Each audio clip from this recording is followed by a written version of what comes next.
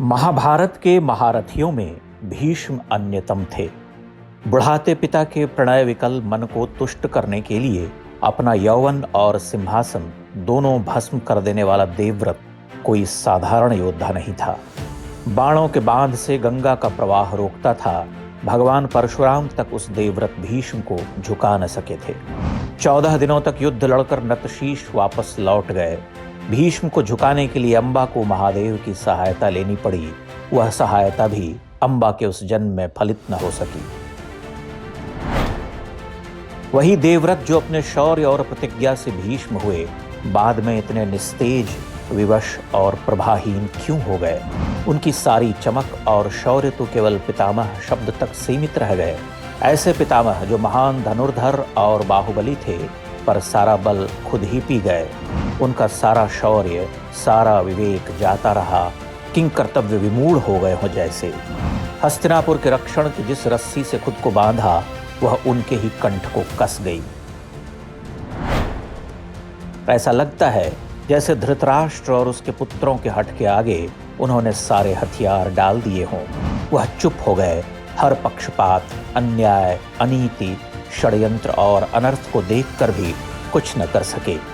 चाहते तो क्षण भर में दुर्योधन को मसल कर रख देते, उसके पूरे कुचक्र को काट डालते। उनके पुरुषार्थ के सामने कौन टिकता भला? किंतु नहीं। महाभारत के रण में शरबिद्ध होने से पूर्व उन्हें यह अनुभव हुआ कि साम्राज्य की रक्षा का वचन उसके ध्वंस की शर्त पर नहीं दिया जाना था। कोई आत्मसंहारी कुछ रक्षण तो नहीं कर सकता। जिसे बचाने का प्रयास किया वह सबसे बड़ा आत्महंता था। उसके आगे पीछे दाएं बाएं जागते सोते केवल अंधकार ही अंधकार है।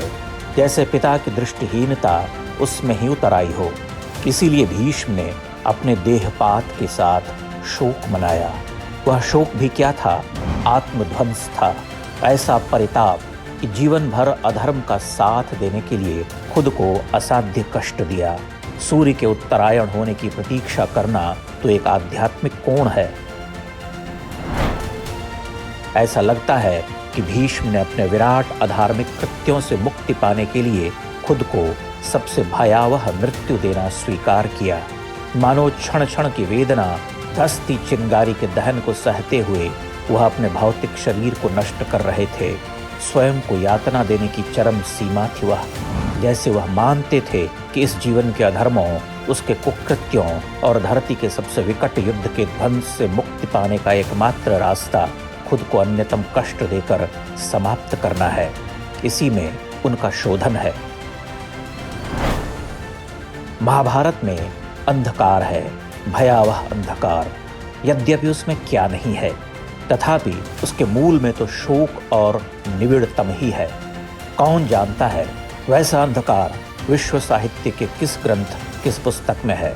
भीष्म की आत्मयंत्रणा भी महाभारत के अंधकार का अविभाज्य अंश है। शरशैया पर अर्जुन के विषैले बाणों की अग्नि को सहते हुए युद्ध समाप्त होने की प्रतीक्षा करना आत्मदाह है, एक महाशोक, जीवन भर के अधर्म का पश्चाताप।